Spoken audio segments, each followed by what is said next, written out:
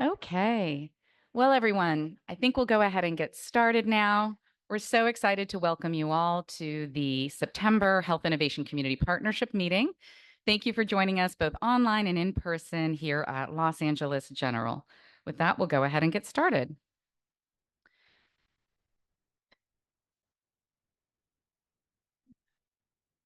Um,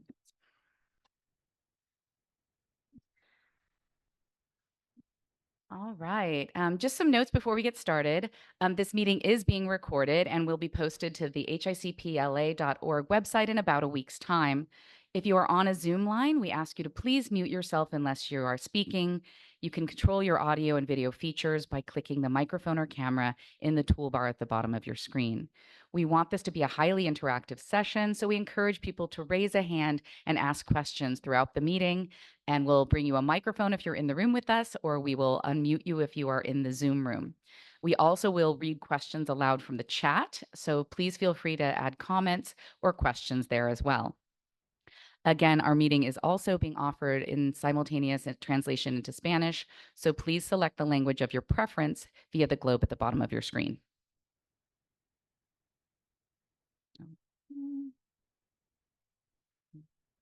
I don't know what's going on. All right, let's take a quick little review of our agenda. Today, we will be receiving an update from several members of the esteemed executive team here at Los Angeles General Medical Center. We also have an update from our Centennial partners about their campus project. We will receive a community health update from our colleagues at the Department of Public Health. And then we're excited to do a deeper dive into housing rights with the Housing Rights Summit. Um, Before we begin, I'd like to read our guiding principles for the Health Innovation Community Partnership. All participants agree to basic principles prioritizing equity, community resilience, and health in all programs and projects. All participants agree to approach issues with an open mind, be willing to engage in dialogue, and commit to thinking boldly about solutions. Participants will state views and ask genuine questions. Participants will seek to avoid monologues and arguments, move to conversations where participants are curious, and seek to understand various points of view. Participants will explain their reasoning and intent, share how we reach our conclusions so that others can understand our divergent reasoning. Participants will attack the problem and not the person, organization, or institution. Participants will define key terms so that we can attain a shared understanding. Participants will share all relevant information. Participants will always arrive prepared for the meeting. During meetings, only one person speaks at a time. We will not engage in sidebar conversations. Participants will work to develop a comprehensive, common set of information with which to solve problems and make decisions. Participants will jointly design next steps. So I'll do a quick sound check before I invite our first speaker up. Can everyone hear me in the room okay? Excellent. Everyone hear me okay on the Zoom? Give me a thumbs up. Perfect. Thank you, Guadalupe. Appreciate that.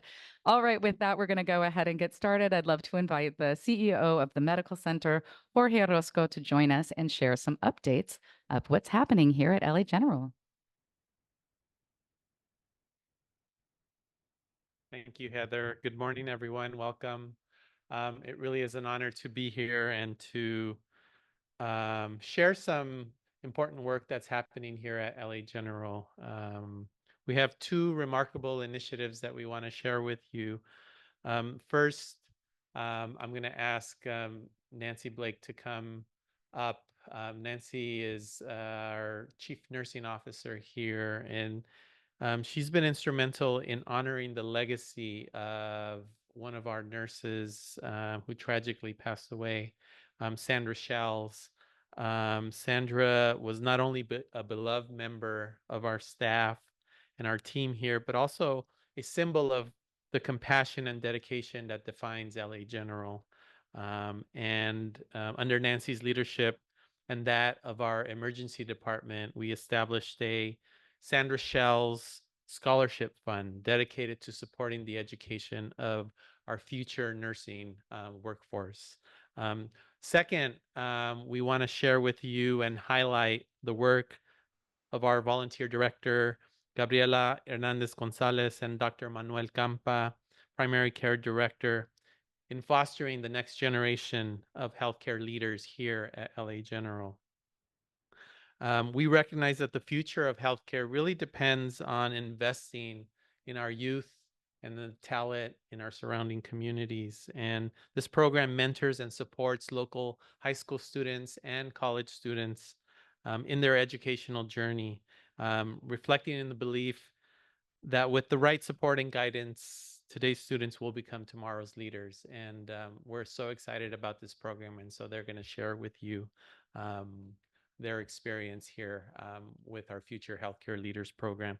So it's really my honor to introduce Dr. Nancy Blake, our Chief Nursing Officer.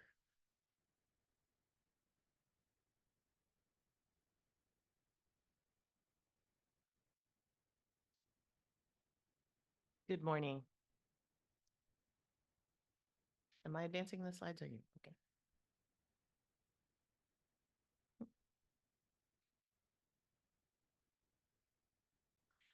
So I'm going to give you a little bit of background, just briefly.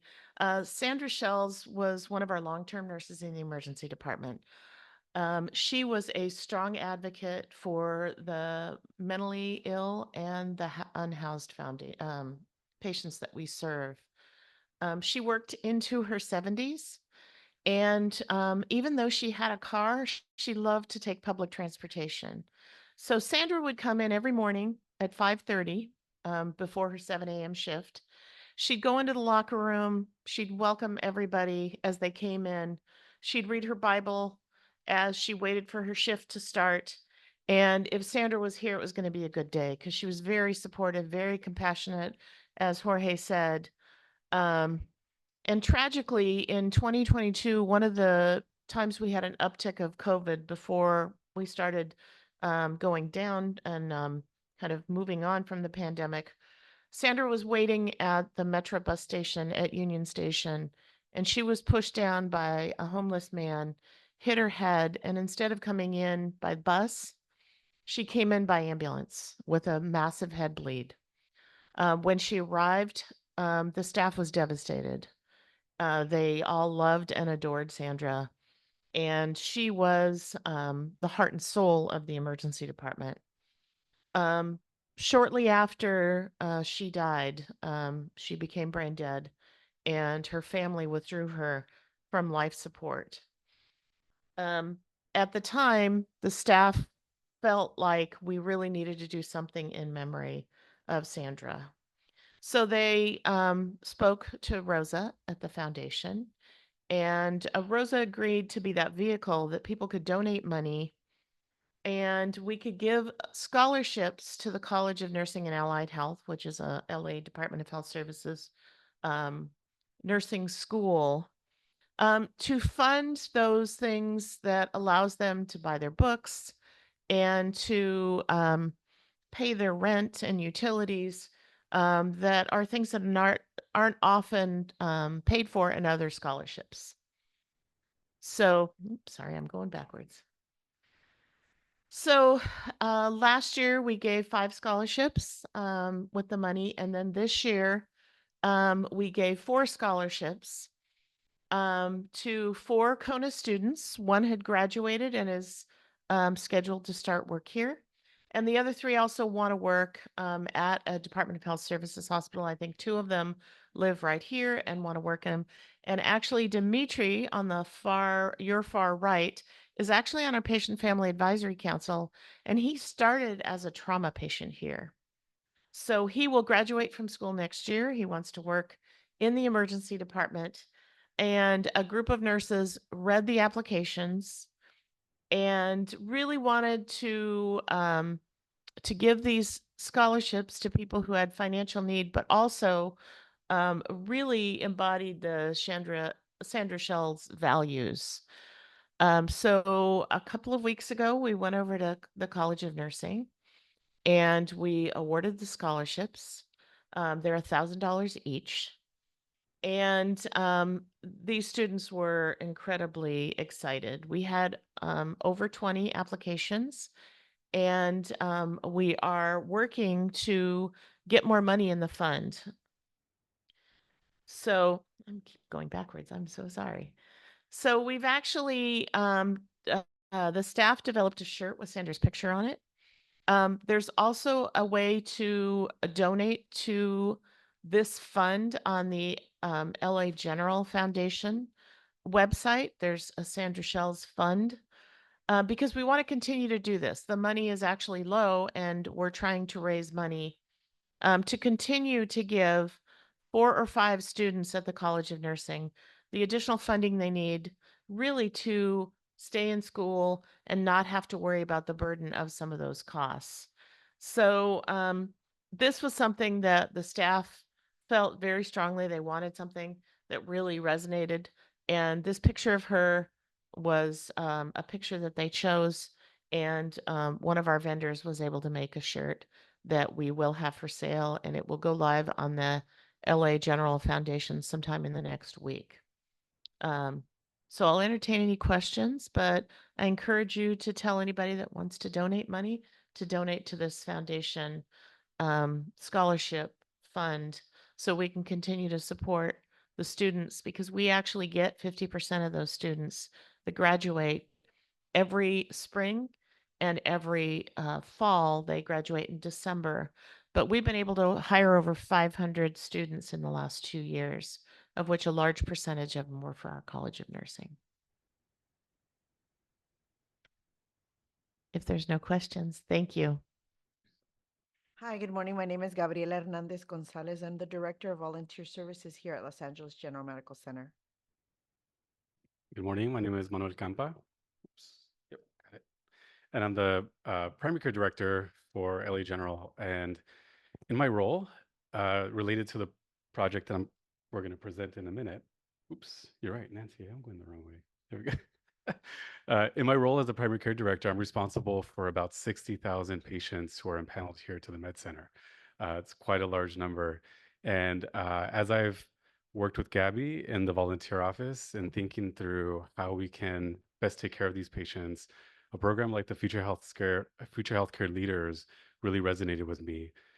I and Gabby as well are both proud products of the local community. I still live here in the community as well. And so the work that I do has a lot of meaning. And as I've spent my last almost 10 years here, I've found so many stories for our workforce that ties them here in special ways.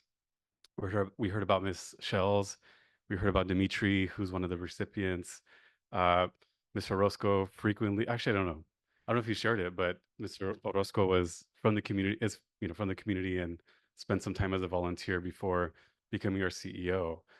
And so many stories out there from nurses, facility workers, physicians who have special ties here. So there's something really special about this med center that we wanted to tap into. So in my role as a primary care director, taking care of 60,000 patients, I realized that patients get the most benefit when they have a culturally congruent workforce taking care of them. So we're going beyond cultural competency where we know how cultures work and languages that people speak, but really thinking about how the workforce reflects the community these patients are coming from. And so that's really where my partnership started with Gabby and thinking through how we can build out a program to lead students through their own healthcare career journeys, using the medical center as a center point for those experiences. So Gabby, do you want to walk us through a little bit of what the program structure looks like? Sure. And as the Director of Volunteer Services, not only do we provide, do I lead our department in providing opportunities for pre-vocational experiences, but also we are the stewards of assisting students into medical field, into exploration of professions in the medical and healthcare in the healthcare field.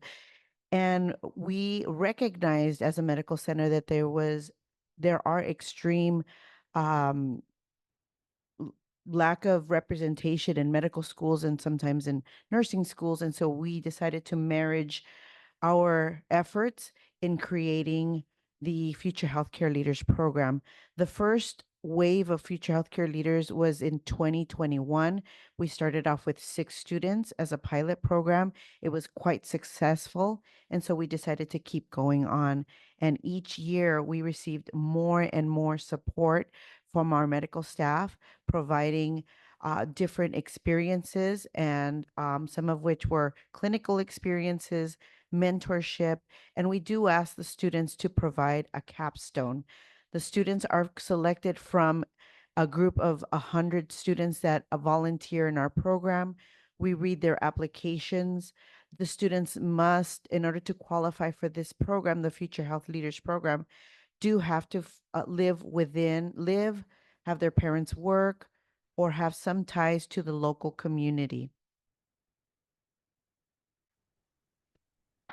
Yeah, so our volunteer program is incredible, and Gabby has hundreds of volunteers working day by day supporting the Med Center in so many different ways. And so this program was really a specialized experience for students who, again, met criteria for being from the community, representing multiple underserved high schools that typically don't have experience and access to these type of educational experiences. So we've had representatives from Bravo High School, Garfield, Wilson High School, Mendez High School.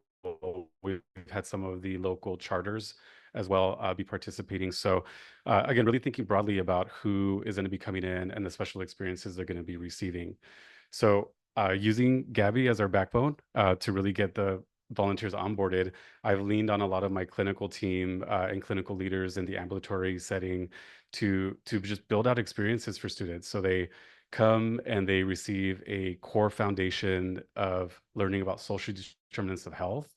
So they spend hours learning about housing and food insecurity, poverty, racism, and how that affects the outcomes that our patients are experiencing here at the Med Center.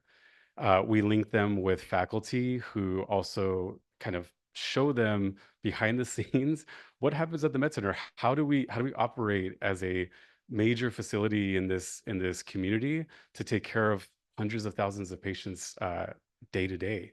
And so they learn about administration, nursing. They spend some time in the central service sterilization center and the pharmacy, and it's a really amazing experience where they get to see the behind the scenes work that so many of our leaders here at the Med Center are working on. And what I think the special piece about this program is that we challenge the students. If you're a regular volunteer, you're going to have some assignments, you're going to do them, you're going to check in and out. But with this program, we challenge them to come up with an idea for how the medical center can support a problem that they identified in their community. And so, as Mr. Roscoe mentioned, these are the future leaders of our health systems. They have so many perspectives. They have a different experience than our generation. Is what we found, and we really want to tap into that to say, what can you guys see that we can't, and how can we close that gap as a facility? And so some amazing ideas have come out, some that we're actually going to be exploring and thinking about more. But these students, again, really spend the summer just kind of diving into this really deeply and coming up with a really meaningful project at the end. So just to, oops, yep, there we go. This was our cohort from this recent year. As you can see, we had 12 students. The goal for the future iterations of this program are to continue expanding it, to continue offering more access points for these students who have these desires to become future healthcare leaders. So I am continuing to identify more faculty within the Med Center across all of our disciplines who are now raising their hand and seeing what we've done. Really, Gabby and I pushing this along in the past few years. Mr. Roscoe and Connie giving us their executive support as well to just build this out and really making a meaningful experience for students in our community. I'd also like to recognize the mentors that are supportive of these programs. These are volunteers that have been with us for a number of years, that are oftentimes pre-med students or pre-nursing students that are also from the local community and can relate with these students about their journey going into the medical field. The gentleman, for example, on your far right, his name is Luis. He's from a local high school. He's from Wilson High School. He lives in El Sereno. He's actually one of my neighbors. The other mentors are also Dr. Campa's neighbors. They can relate to the students in terms of the community they come from, the journey that they're going through in terms of academic challenges, community challenges, going through FAFSA applications, how to apply to high school. And that mentorship continues throughout the journey and even a year beyond the program. Many of our mentors do go on to medical school or nursing school or allied health professions. And through the support and the networking that also happens with our professionals here at LA General, our volunteers in this program do gain that networking opportunity and also the mentorship that helps them go on to college and receive letters of recommendation to go on to allied health professions and medical school, nursing school. With that, anything else, Dr. Gampa? That's our program. We're really hoping to expand the program even further, have even more students apply to the program, and have even more support from our medical facility. And thank you, Mr. Orozco and the leadership for supporting this program and our community of students.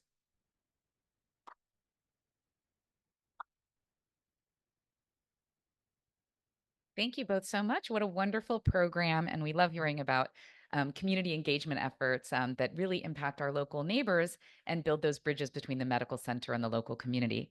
Do we have any questions for Dr. Campa or Gabby about their program, or for Nancy about her program, the Sandra Shells Memorial Fund? Any questions? I just have some comments in the chat that it's an awesome program and they're very proud of the work that we're doing here. So, all right then, without any additional questions, we're going to go ahead and move on to our next presentation. I'm going to invite my lovely colleagues from the Prime Store to talk about the Centennial Project. Claudia, are you going to come up and join us? Fantastic. And Giovanna, hello, welcome. Hi, everybody. Good morning. My name is Giovanna Araújo. I'm project manager for the LA County General Hospital redevelopment. I am full-time dedicated to this redevelopment project. This means that I'm functioning as the central repository and steward for everything that's going on as far as a variety of efforts, from studies to engagement with the community, with making sure that we're capturing everything that's been existing already, and really making sure that we're pushing that forward into the future for the campus. I'm also here with my colleague, Claudia Cardenas. Good morning, everyone. Buenos dias. I'm Claudia Cardenas with the Prime Store Development Team. I oversee community outreach. And as Giovanna mentioned, we're here in partnership with HICP, moving forward all the community outreach efforts that have happened to date. And we're going to continue on with that great work. So Centennial Partners is a joint venture between Prime Store Development and Bay Spring Development. This is a joint venture created specifically for the purposes of this project. And we're fully dedicated to that. And we bring our values from both of our development companies into Centennial Partners in this effort, really thinking about honesty, integrity, passion, and how we're going to make sure that everything that we do is aligned with our missions of social justice, education, and that ultimately delivers quality work that is produced alongside the community very intentionally. And that is fully inclusive. So where are we with this development right now? We're at the very early stages here. We just kicked off our initial research phase in July. This will be a process that we've broken down into about a 3-year initial preparation that goes from defining what is the project. Right now, there is no project. We're still defining what that will look like, eventually going into planning and then entitlement and pre-development. The reason for this is, of course, as we probably all understand here, this is a massive development project. It is a kind of like playing 3D chess. It's very complex, and we need to make sure that we're addressing everything in bite sizes so that we can understand it very clearly, and the community and stakeholders can understand it very clearly, everything that's going on along this process. So right now, in this project definition phase, we're doing a series of due diligence technical studies. We're working with our consultants that are architecture and engineering teams. They're studying all of the documentation that's currently existing for General Hospital Tower, for West Campus. And they're also making sure that if there is any additional documentation that's needed so that we can thoroughly understand what's going on the campus, that they're making those recommendations and we're going after those documentations. We're also doing a lot of community and stakeholder outreach preparation. We're still making sure that we're preparing to be able to deploy the correct outreach measures. So in the coming months, we'll have more clarity on that and we'll be excited to further engage with all of the stakeholders. And we're assessing future needs, and we're ultimately taking all of this information and taking information from feasibility studies that have already occurred alongside the community over the course of years, which we know this group in particular has put a lot of effort into, and compiling it into this project requirements assessment report at the end of this year that then starts to help us get some definition as to suggestions for strategies. What should happen? Do we start by renovating this tower? Do we start by building something on campus? What's the best outcome? What's the least disruptive pathway to getting to the results that we want to see? And then all of that will inform our project descriptions and eventually our eventual groundbreaking. So we know that this group has already waited long enough. We're excited to make sure that something is happening on this campus and that we're able to already have that forward momentum that tells us there's no going back, this is happening. So we're pushing and really striving for, with, as much as is under our control, of course, for some kind of groundbreaking to happen in that period of leading up to 2027. So as I mentioned, in the past 30 days, our architecture consulting teams have kicked off studies of all existing General Hospital West Campus technical documentation. We've hosted various site visits where our team had the opportunity to visit the campus, visit the upper floors of the towers, really get to all of the details and nitty-gritty of making sure that nothing is being missed. And we began mapping key considerations, challenges, and opportunities to inform our strategies and recommendations that will appear in this draft version of our recommendations at the end of the year. And then Claudia. So in the past 30 days in community outreach and engagement, we began reviewing and synthesizing all of the documentations of all the past community outreach that has happened to date. We also began creating our community engagement plan in partnership with HICP. We're putting together a toolkit of several different components that we're going to be incorporating into our plan. And we also hosted a booth at the Wellness Center Back to School Movie Night.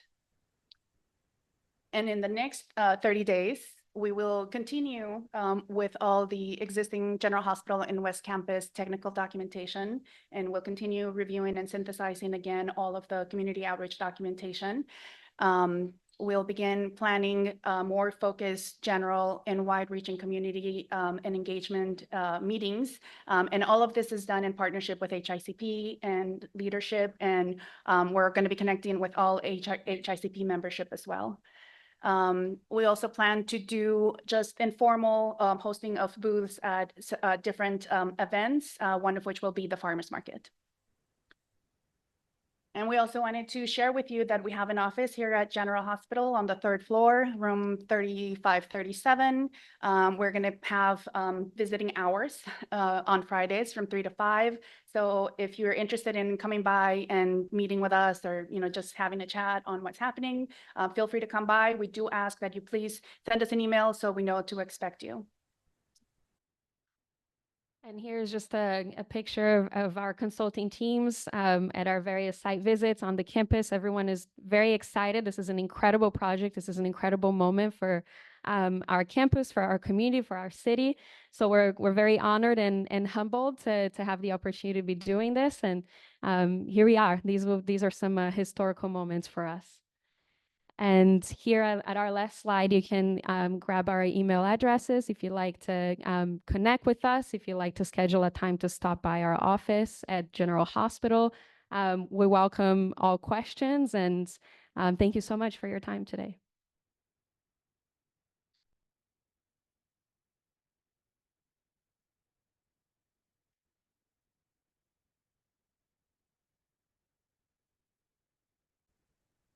Thank you, Babkin. Do we have any questions for our colleagues from Centennial Partners?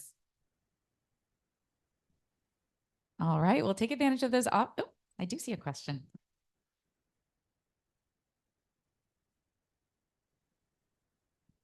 Hi, thank you. My name is Cynthia Gonzalez. I'm a program coordinator with Eastside Leads, a coalition here in the East Side. I just had a really quick question regarding just what the community outreach plan looks like and involving the community of upcoming, development. I think one thing that, uh, we as Eastside Leads, when we are out in the community canvassing, a lot of tenants tend to be very confused as to the kind of projects that are being developed. And so would love to hear just what that plan looks like long-term in letting the community know, but as well as involving them in the process and giving them updates as to what the development looks like.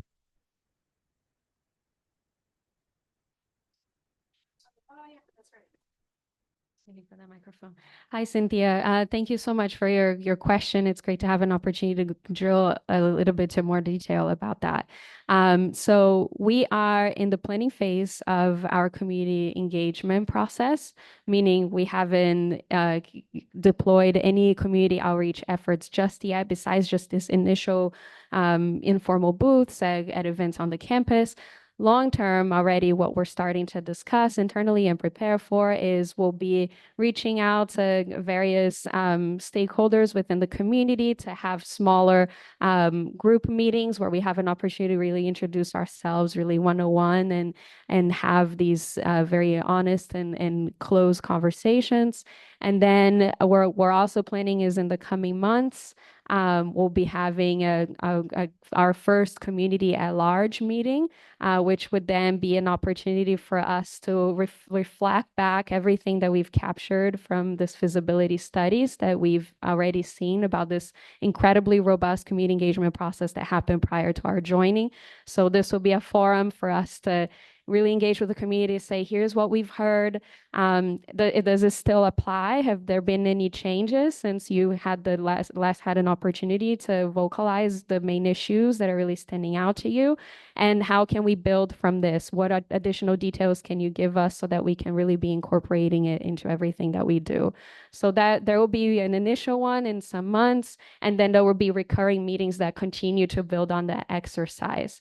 So two efforts there, these more one-on-one meetings and then these more community outreach oriented larger meetings. So right now we're in the planning phases of determining how that will occur, what the sequencing will be, everyone that we need to speak to, and very soon we'll begin reaching out and scheduling to have these conversations. And I think one of the wonderful things is that Centennial Partners are going to regularly participate here and share with you those updates. So as the plan starts to have more detail and specifics attached to it, you guys will be among the first to know. So please stay tuned for more information as we move forward. We did have one comment in the chat, which was an invitation and recommendation that Centennial Partners connect with the members, the agency members of the HICP body to start participating in their outreach and engagement events. Absolutely, absolutely. We're working very closely with Heather and Rosa, HICP, and various other community leaders to make sure that we're not missing anybody. So just be very confident that you'll get the opportunity to interface with us, and that we're very much looking forward to it because we cannot do this without you. So yes, thank you. And one additional comment from a member of our HICP family.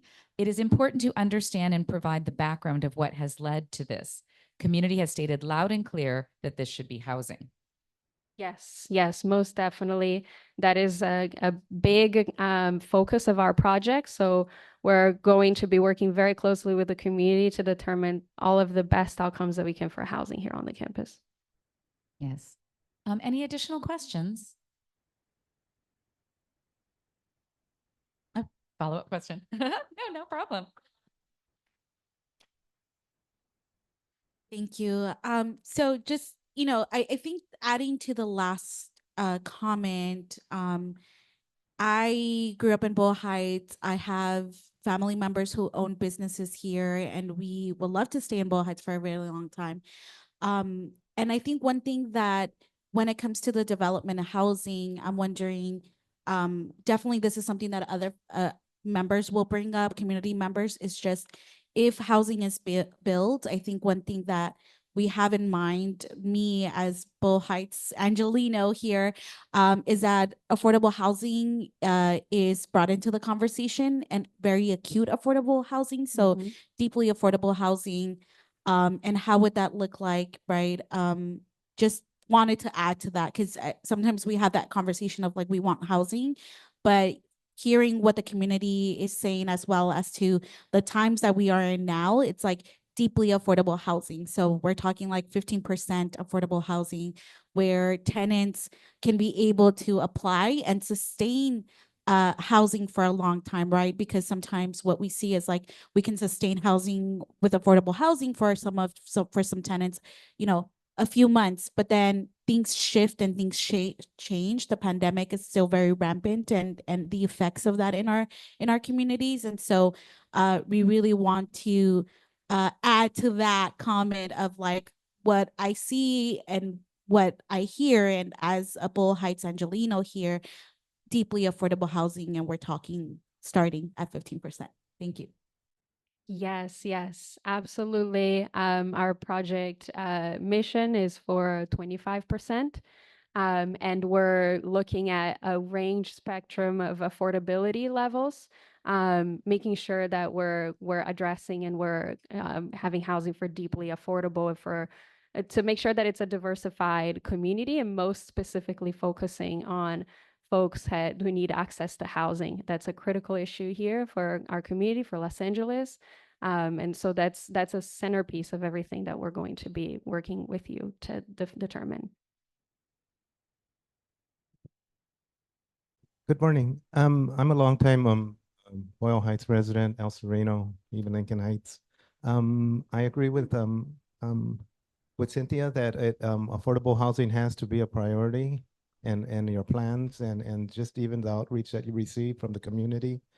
We follow a lot of the developments here in the area, and most of the developments offer only a small percentage of affordable housing in them, and the rest is market rate. So that really excludes our community for the most part. But that was my only comment. Thank you. Yeah, yeah. Thank you very much for that.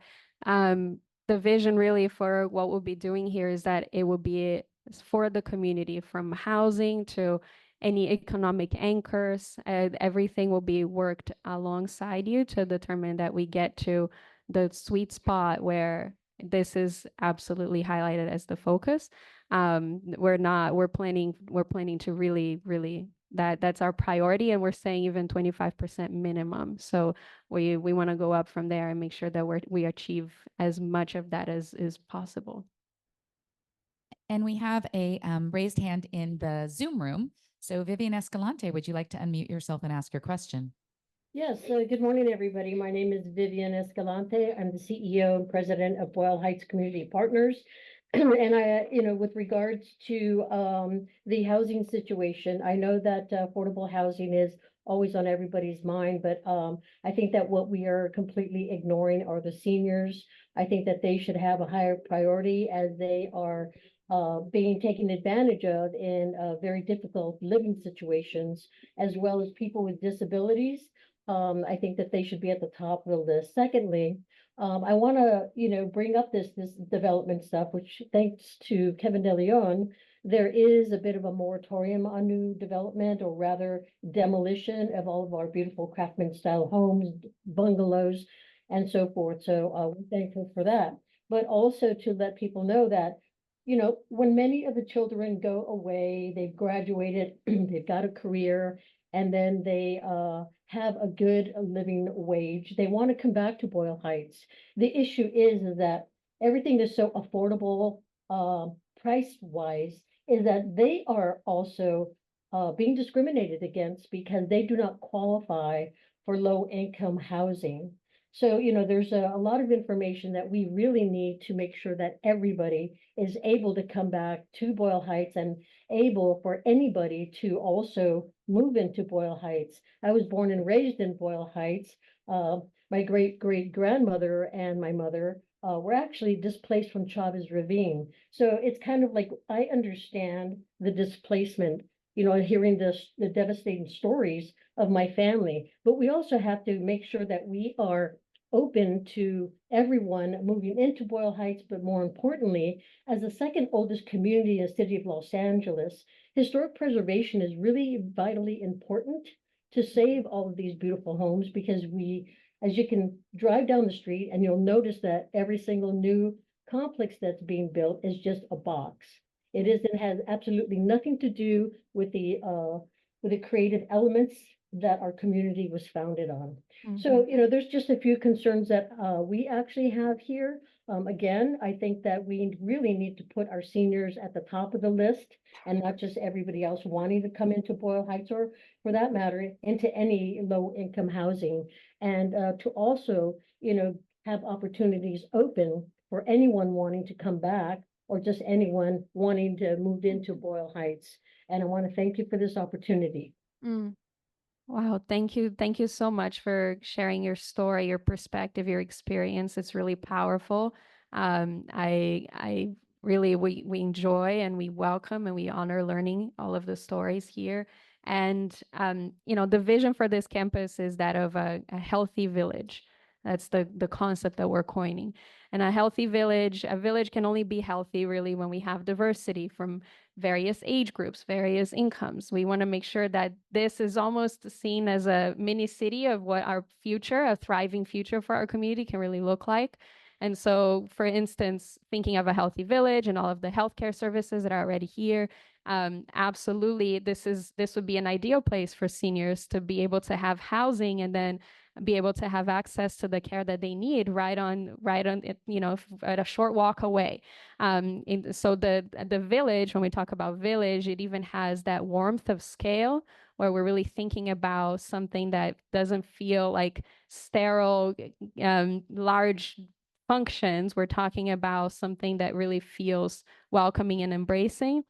And in that, you have a variety of invitations for residents from senior to from various age groups, from folks who are returning, who want to come back and who want to have a place that really feels like their community and really feels that it also provides opportunity and it provides the things that they would typically struggle to find, right? So so when we talk about a spectrum of accessibility of housing, we're talking really about thinking about creating opportunities for all of these types of housing to exist in one place in this healthy village concept, not just having one singular type of housing that ends up creating something that's very homogeneous. We want to create diversity here because that is what represents and captures what the neighborhoods surrounding this area look like. And General Hospital is an incredible architectural piece. As a little bit of background, I'm actually an architect myself, and that's another reason why I'm really passionate about this project. As someone, I'm originally from Brazil. I grew up in communities very similar to this. And I think that what we have here is an incredible masterpiece to the city that then should, as an architectural element, be captured throughout the campus to have these smaller buildings that feel like a village that pull from this architecture language of General Hospital and create something that's really beautiful. That doesn't become just boxes just to fulfill the basic need of having a roof over your head. We're building a community. So I really appreciate everything that you shared, and it's very spot on with what we're looking forward to working with you on. We do have an additional question in the chat room. Zoila Bravo, would you like to unmute yourself and ask your question? Sí, muchas gracias. Yes, thank you. My name is Zoila Bravo, founder of the organization Healthy and Happy Faces. Thank you for the opportunity and this project that you bring into the community in Boyle Heights. I've lived in this areas, not right now, but I've lived there and my heart is there. And the reason why I'm participating is that when we talk about accessible, or it's a very extensive word, right? And our community has a lot of challenges to have access to the projects and the housing. And the access is very difficult. And my experience it has been because we fill out applications and we submit applications that are moms, they're elderly or single moms with children, they don't have the access to a computer sometimes, or, it's not easy for them to navigate the systems. They are very sophisticated, very hard to access.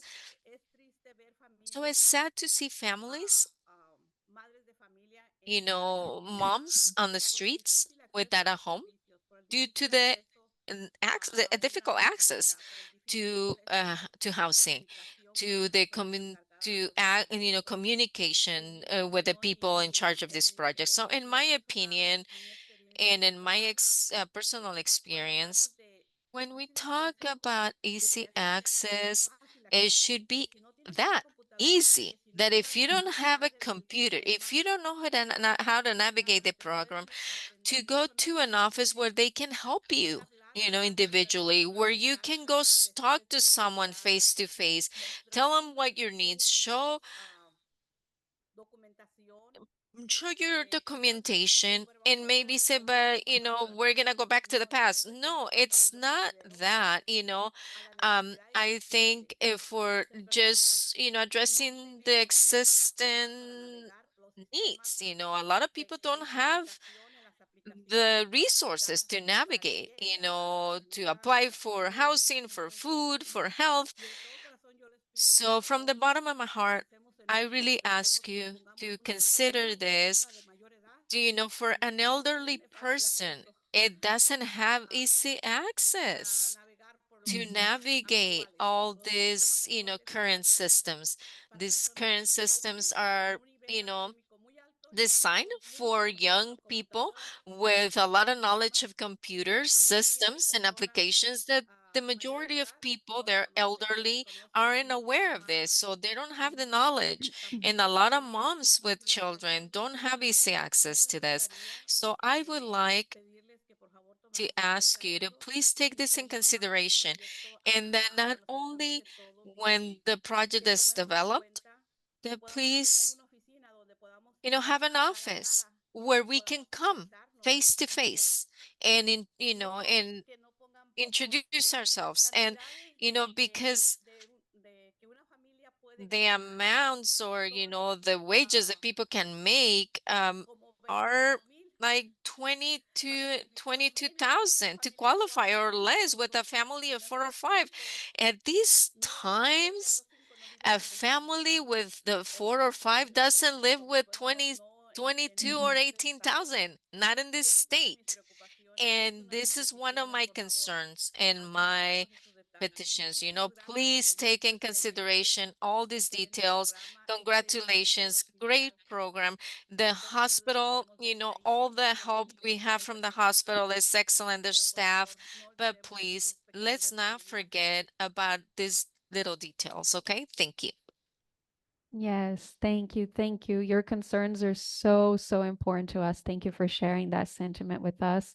And um, every decision that will be made alongside you, will ultimately be the implementation of the things that you need, which is why it's so critical to us that we have such a strong connection with our community engagement process, because we want to, these are exactly the sentiments that we want to make sure to capture, so that we're making decisions with you. This is a cooperative effort. And going back to just speaking to that healthy village concept, the idea is that this will become the home for various resources that the community needs. So right now we already have Wellness Center here on campus, for instance, that's doing an incredible job at functioning as a resource for what the community needs. We would like for this to be a space that is inviting for other resources, other nonprofits, other organizations that like have something that will be really important so that there is that accessibility, there is that person that you can speak to. And so all of that is absolutely going to be at the forefront of any efforts. Just add to that, the community engagement plan is something that is a work in progress in partnership with stakeholders, in partnership with communities. So when you guys raise these concerns, that helps us shape the plan. So we'll have like meetings that are focused on application process for housing or whatever topic it is that the community wants to cover. So it's good to have this feedback so that that helps us plan upcoming events to focus on those topics that are, important. Yeah. Yeah, and I thank everyone so much for their interest in this topic today. We're going to take 2 more questions. We have one in the meeting room. Pam, would you like to take your question? Hi, Claudia. Hi, Giovanna. Pamela, she, her pronouns with the Eastside Leads Coalition as well, and a member, of course, of HICP. Just you heard it. Everybody has been commenting on affordability, on area median income. One thing that I also hear when I speak to residents in the area is a desire for alternatives to traditional housing. In the last 5 years, Boyle Heights created a land trust. Then there's the El Sereno Community Land Trust. There's already a growing network of land trusts throughout LA County. Thanks a lot because of Supervisor Hilda Solis's leadership. What would it look like for the residential component of this project to also welcome land trust partners? That's one. In green spaces, what would it look like for community control of green space and access? Community gardens has been also another need that I hear when I engage community. So in those focus groups, could we discuss alternatives to housing, alternatives to meeting that acutely low income housing that residents are requesting? Do you think that's possible? If that's part of the focus groups, I hope it is. And just a reminder, I say it all the time, we're a very engaged group here in HICP, anywhere from naming something to what are the services. We have that history of giving that input. So I really look forward to those focus groups that Claudia mentioned. Yes. But yeah, do you think that we can talk about alternatives also to housing types? Yes, thank you, Pamela. Yes, absolutely. I think, again, to Claudia's point, we really welcome these observations because it helps us shape our community engagement efforts. I think those are all really important pathways to housing, and they should be considered. And so we welcome that, and that can be added as part of our discussion. All right, we have a couple more questions in the Zoom room, but due to the lengthy time we've spent on this subject, I want to move the agenda forward. So I'm going to ask the final question. Monica, would you like to unmute yourself and ask your question? And Jasmine, please hold your question till our next meeting, because as we mentioned, Centennial Partners will be back every single month. So we look forward to hearing from you at that next meeting. But Monica, please unmute yourself. Okay, so this is my concern. So this is not a new project. This is a project that started a long time ago when the HICP started, and we advocated. I remember asking Supervisor Solis in the meeting, why isn't this this building should be turned into housing? So I feel that when you're talking about all this project and what you're going to talk about, everything that everybody has said has been stated before, except for what Pamela said about alternatives to the housing. But I think when you talk to people, it's important to state this project. This is what you start with what we have asked for. And the main thing was for this to be housing and affordable housing, really affordable housing for people, that it's for housing for multi-generational families, right? For seniors, for people with disabilities. So it brings concern to me when you're talking about it as, oh, we're gonna have these conversations. We've been having these conversations, and I've been part of those conversations. Pamela, everybody, when we went out in the community, and every time everybody would ask, this building needs to be housing. So please, when you start talking about this, talk about the history and what has been said from the gate, because when I heard you guys talking, it's like it's something new and we're barely gonna have these conversations. If it was relevant when we started about housing, it's even more relevant now, right? So let's please continue to provide, this is the history, this is what was asked. It could be bullet points so that people understand this is not a new thing. We have been talking to the community. This is what the community asked for, right? And then are there other suggestions? I get that, but this needs to be affordable housing, really affordable housing for everybody. Thank you. Yes. Thank you. Thank you. You're absolutely right. And, we're here in the early stages of beginning to really go through all of this existing documentation. And we are just so inspired and in awe of the amount of effort that has already gone into determining what are the critical things for what will become this development. And so you're absolutely spot on. You're absolutely right. And we really want to, I appreciate the opportunity to re-emphasize just how much content we're going through right now, and dissecting and understanding and gaining. This community has been very thorough and vocalizing and going through this process in the past of what is critical to you. And we're gaining a very deep understanding of that as well. And we know that any kind of community engagement effort that will happen from this point on out is not for you to have to repeat yourself and have to go through all of that again. That is not what we intend to do. The idea is that we're going to take everything that has already been produced, synthesize it, will be presented to you to make sure that we're understanding it fully. Excuse me. So you have the opportunity to correct us if there is anything that we feel that we maybe didn't reiterate back to you in the correct way, or if there is anything new that has come up for you or become of importance since this effort in the past has already happened. And then our focus immediately jumps to, okay, now we're going to look at all of these things that are really important to you and think about how we implement them. And that's the criticality of that shift. It will be less about spending too much time in any ideation and more about really looking at the resources that we're going to need in order to implement them and think about those resources holistically from an implementation to an operation process to make sure that it's delivering it for the years to come. Perfect. Thank you guys so much for joining us and sharing with us today. We're very excited to move forward into our next presentation. We have a colleague from the Department of Public Health. Our colleague, Dr. Zachary Rubin, is joining us to talk a little bit about COVID. We all know that there's new spikes in COVID incidents right now, but there hasn't been a lot of conversation about the impacts of long COVID. So we're interested to hear a little bit about that today. Dr. Rubin.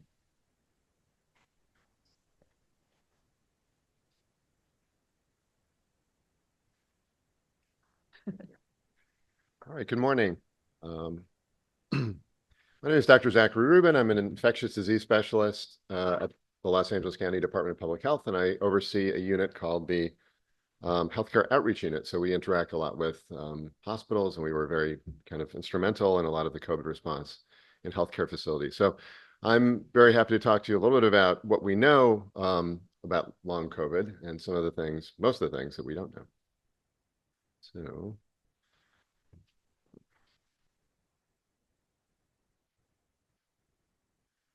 So the first thing I think I just want to get across is kind of the prevalence of long COVID. So that's usually the first question that we get is, how many people have experienced long COVID here in the United States? That's a very difficult question to actually answer. Estimates vary between 10 to 35% of people who have had COVID actually develop symptoms of long COVID.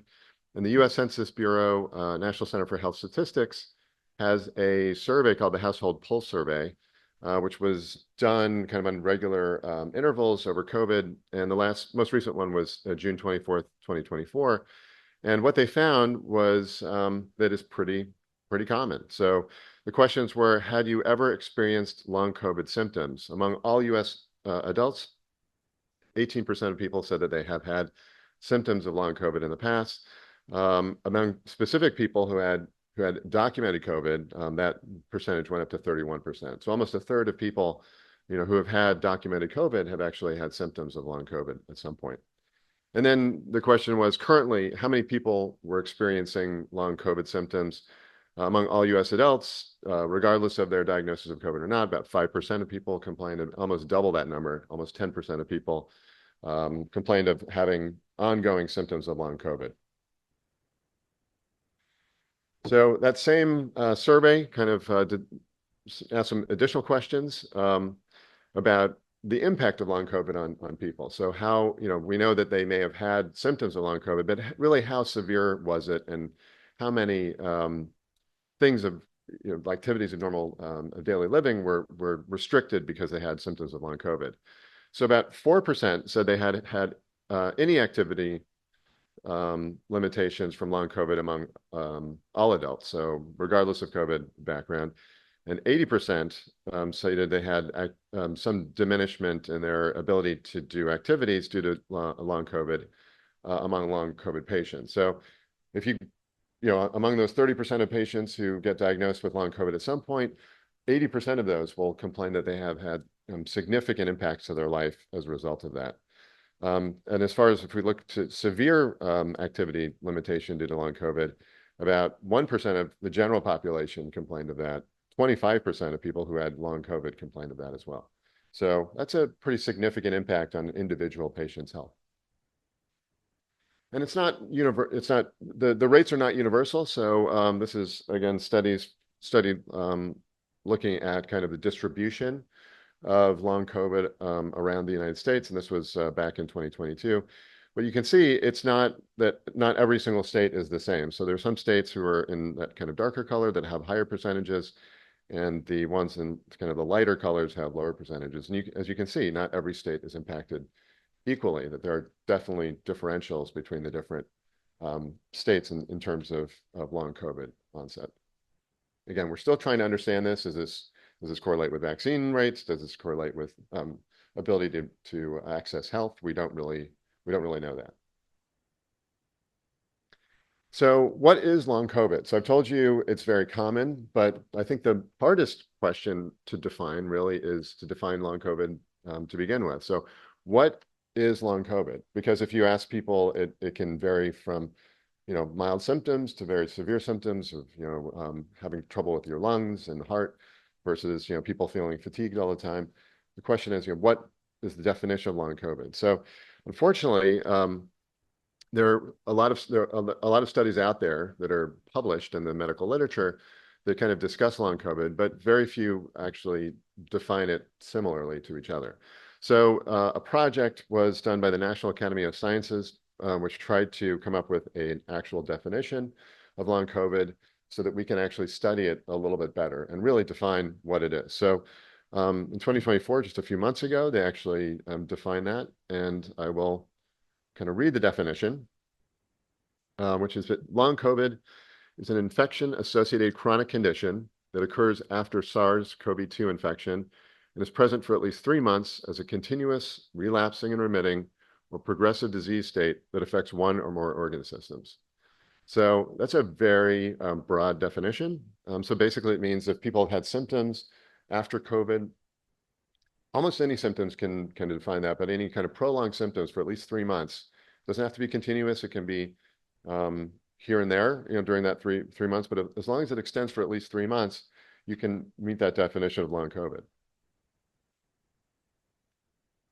So, and this is a slide that comes from that same document, which is about 187 pages long or so, and goes through all the ways they kind of tried to define COVID and kind of the research behind it. But basically, I'm not going to go through this slide in any detail, but if you look on the left, you have a list of the common symptoms, and these are very broad. So persistent fatigue, headaches, problems with taste, problems with smell, diarrhea, constipation, lightheadedness, and it ranges all the way to difficulty with exercise, heart problems, lung problems. So it's a very, very poorly defined, even with this diagnosis, it's a very poorly defined kind of situation, and something we still are trying to understand And my gut feeling is that this is probably not just one syndrome, it's probably multiple syndromes that are kind of under the umbrella of long COVID, but really are probably due to a lot of different physiologic causes. So just a couple of important features of long COVID I wanted to talk about, and that this study kind of points out, which is, long COVID doesn't necessarily just come after severe cases of COVID. So a lot of people feel like, if you've been hospitalized with COVID, if you have severe lung damage from COVID, that's certainly one type of long COVID. But there are lots of other different types of long COVID, including people who have asymptomatic or mild cases can also have long COVID. So you don't have to have severe COVID in order to have this kind of prolonged problem afterwards. It can be continuous from onset, or it can have a delayed onset. So sometimes people will have long COVID symptoms immediately after they recover from COVID. Sometimes it may take a week or a couple of months actually to develop the symptoms. It can affect children and adults. It can exacerbate pre-existing medical issues. So people who have other underlying medical problems, this can make them worse. It ranges from mild to severe, as I kind of discussed before. It's usually diagnosed on clinical grounds. There's no test, there's no diagnostic test for long COVID, which is, I think, a big frustration for people like me from public health who want to try to define things really specifically. And then we know that, as I mentioned before, long COVID impairs people's ability to work, go to school, and do activities of daily living. The prognosis of long COVID, as with everything about long COVID, is a little bit unclear. There was a study that was published by CDC within the last couple of years, which showed that they looked at long COVID and they determined that about 5,000 people in the US probably had deaths that were attributable to long COVID complications. The ages, so I show here the age-adjusted rate, death rate. So men had a slightly higher percentage of long COVID deaths due to long COVID than women did. And it tended to be much higher as the age distribution went up. So older people tended to be much more likely to die of long COVID complications than younger people. And there were certain ethnic groups as well. Native Americans, Native Alaskans had the highest rate of mortality associated with long COVID. But the prognosis really depends on the organ system. So it's hard to say, that a certain percentage of people die due to long COVID across the spectrum. We know that people have more mild symptoms of COVID. Long COVID can actually have probably a normal lifespan compared to some people who have had more severe symptoms or have heart or lung involvement. So how do we treat long COVID? So again, another unknown, unfortunately. There are a couple of studies that show some benefits of things like Paxlovid, which is a treatment that we use for treating acute COVID as well. There's brain training for things like brain fog or some mental issues that people have with long COVID. There's management of sleep and wakefulness cycles that are oftentimes perturbed by long COVID. And so that's something that can be helpful, is if people have kind of wakefulness and sleep training. And then autonomic system treatments as well. So there's some people who have prolonged kind of autonomic nervous system problems. And those things can sometimes get better with some autonomic system treatments. But it really depends on the clinical management really depends on the symptoms. As I mentioned before, there's a huge distribution of different types of symptoms, and primary care physicians are probably doing most of the treatment of long COVID. And it really just depends on what people have. So fatigue, for example, you can treat with a gradual increase in activity over time. Respiratory symptoms, people may be referred to pulmonary rehab, and that may help. Some people may be helped by corticosteroids or cough suppressants or bronchodilator treatment. So it kind of just depends on what the actual patient has. Cardiac symptoms, cardiac rehab, medication for rapid heart rate, which is sometimes a symptom, can be helpful. And things like neurosymptoms and insomnia, as I mentioned before, sleep hygiene, neuro rehab, using planners, calendars, etc., things that like an occupational health, medicine person would help people with, is the treatment for that. So basically, most treatments for COVID are probably managed by primary care physicians, really depending on what kind of symptoms the person has. And so the one thing I'll say before questions is there are 3 large NIH clinical trials now ongoing to look at different treatments depending on what kind of symptoms people have. And there are a number of different treatment centers that have been opened up to manage chronic COVID as well. So, that's something that you can talk to your primary care physician about. If you have questions about it, if you feel like things aren't getting better, there may be an opportunity to be part of a clinical trial or to actually talk to some specialists who have actually a lot more experience in managing chronic COVID. So anyway, I'll stop there. Thank you. Dr. Rubin. Appreciate your time with us today. Okay, we have a question already. Thank you, Pam. All of my questions too. The first one, Dr. Rubin, balance. Just anecdotally, when I go out, when whether here in LA or with family, I noticed some complaints around balancing, walking, or just how they're able to. So I didn't see that as a variable of impact, but have you seen that with your patients? The balance of a person. Yeah, so I think that would be under kind of some of the neurologic symptoms that are related to long COVID. So potentially, yes, if it happened after a case of COVID, then I think you could potentially put that as a manifestation of long COVID. Yes. Then you also mentioned that it is becoming a reason why people can't, be employed or have challenges with employment. Have you seen long COVID? Do you see it becoming a variable for permanent disability?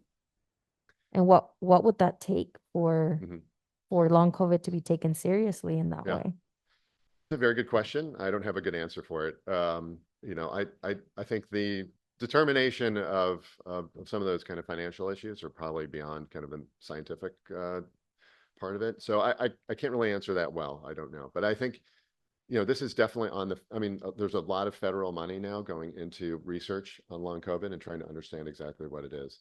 So my sense is that there are people who are considering that kind of at the national level, looking at, people who can't work as a result of it. Thank you. Do we have any other questions? All right, then. Okay. Well, I have a question from our lovely tech support, Babkin. Hi, is there patterns around recovery timelines or symptoms in long COVID depending on variant?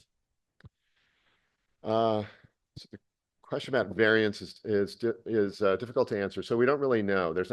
We don't have, again, the definition just came out within the last few months. So I think they're still studying kind of the impact of it. We believe that people who are vaccinated have lower rates of long COVID, so that getting vaccinated for COVID, even if you've been vaccinated before, is still probably the most important way to prevent COVID and to make it last, if you do get long COVID, to make it last less amount of time. So I think the vaccine is something that people can do kind of in the short term to prevent their risk of treatment. And it's hard because there's a lot of confounding with, the vaccine and treatments. And so some people who got COVID before there was a vaccine or a treatment may have really different outcomes than people now who are, fully vaccinated and have access to things like Paxlovid.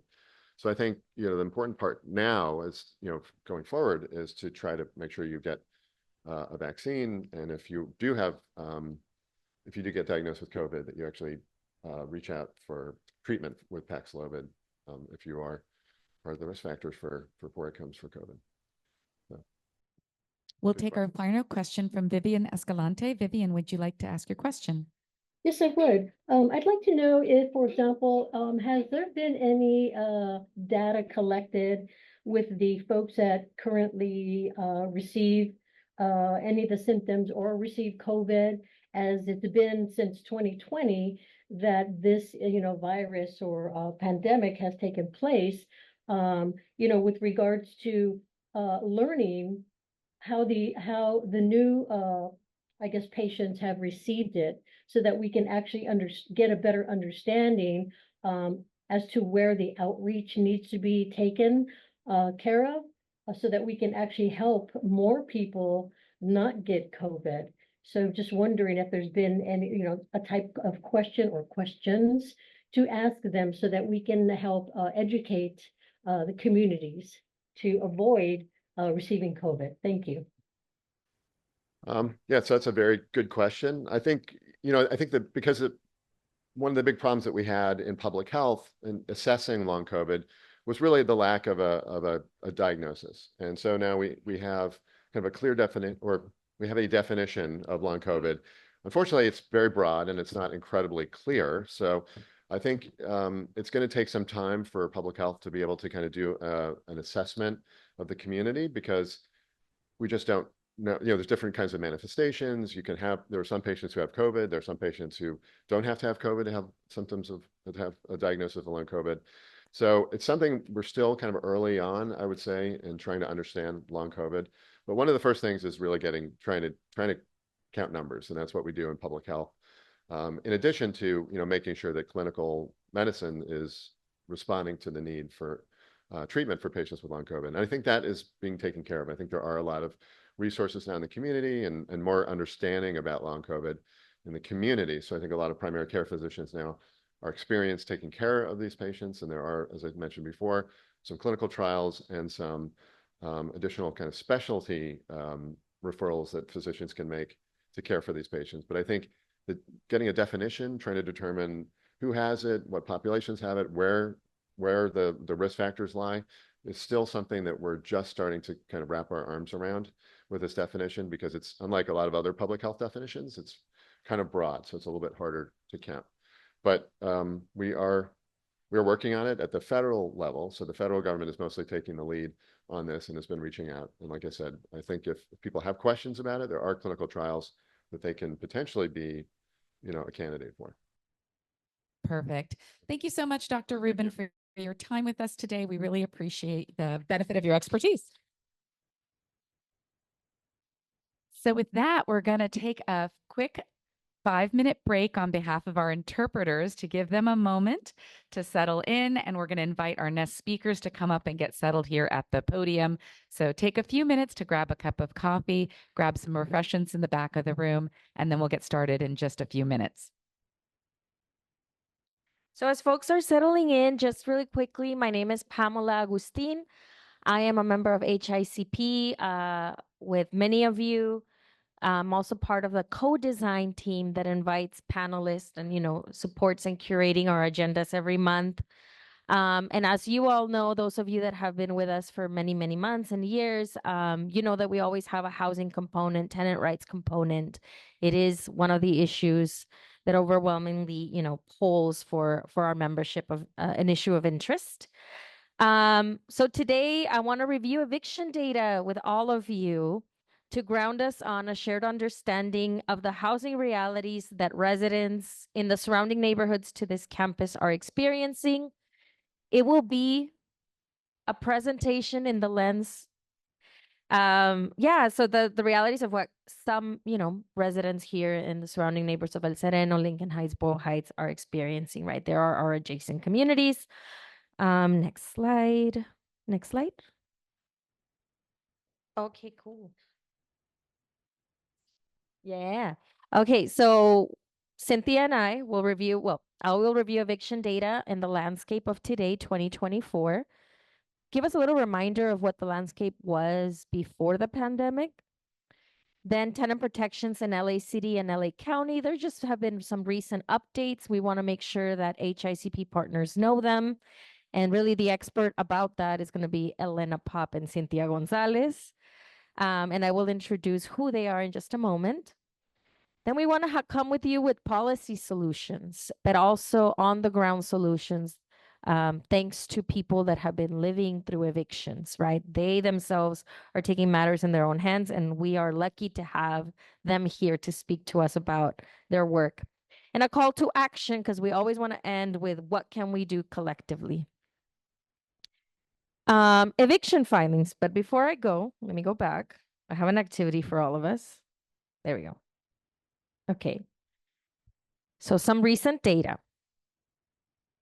In LA County, over 60% of households are renters, and more than half are rent burdened and extremely rent burdened, meaning that they pay more than 30% or between 30 or 50% of their income towards housing.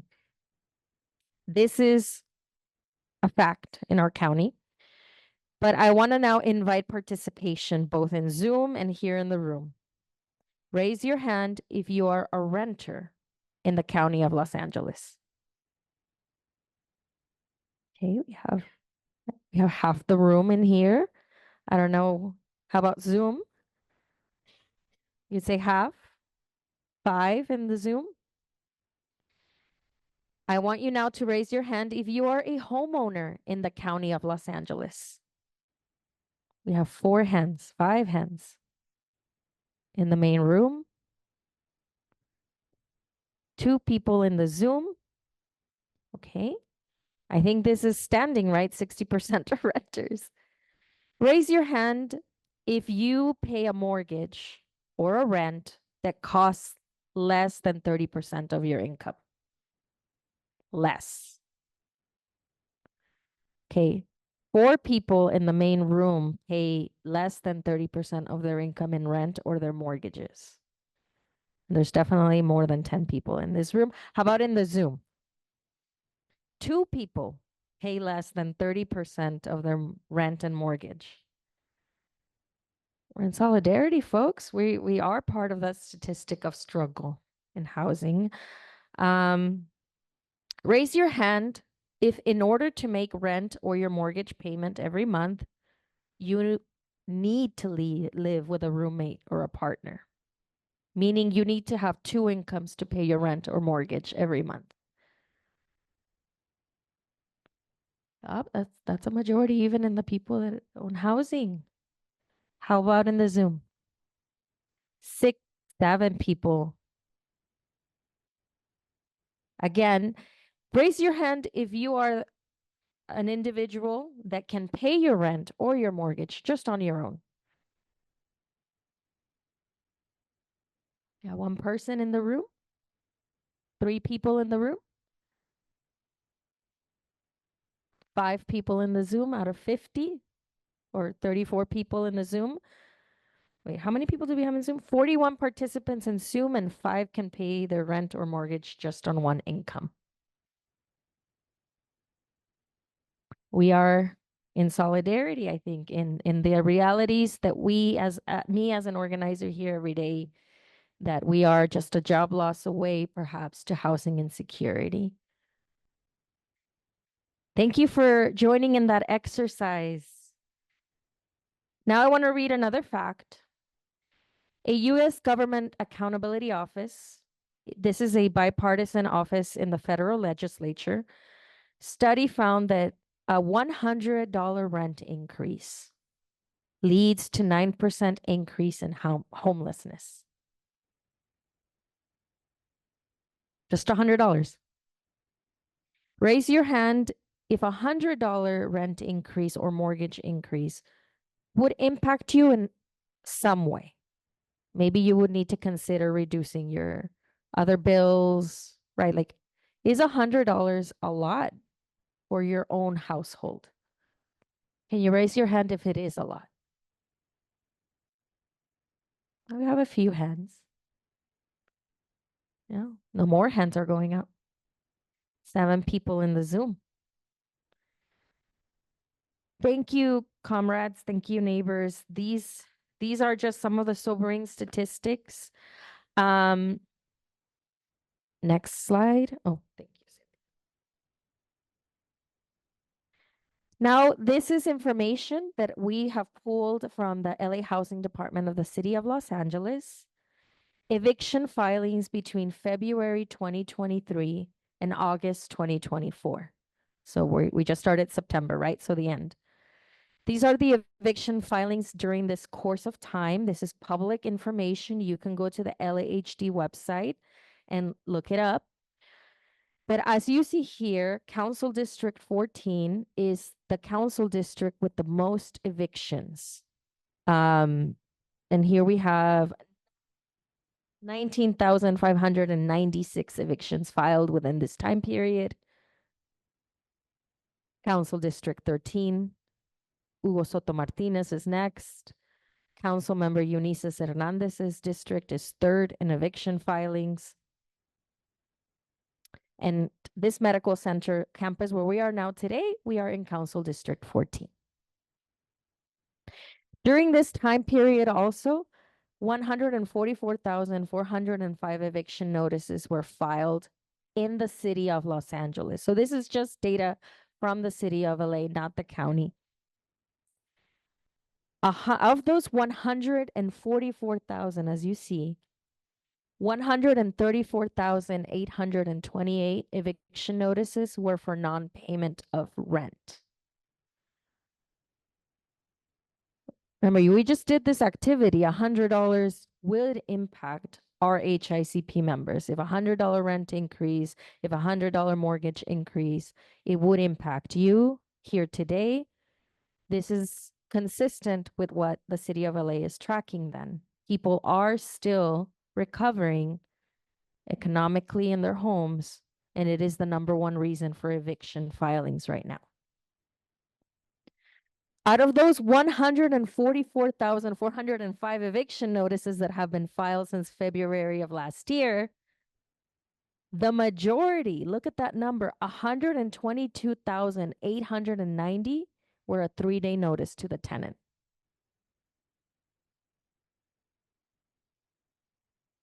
Can you really change your reality in 3 days?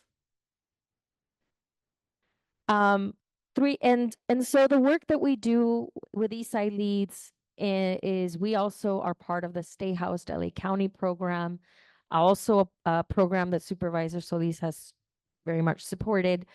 And it does education and outreach to tenants countywide about their rights, but also their rights in the ever-changing landscape of loss. So this is why we're bringing it to you today. We want you to know the latest and greatest. Next slide, Cynthia, please. Oh, and I forgot I had another slide on data. So again, we're in Council District 14. We lead with evictions filed. And according to the city's website, LAHD, the average owed rent in this district is $11,000, meaning a household is owing $11,000, going into court with that debt.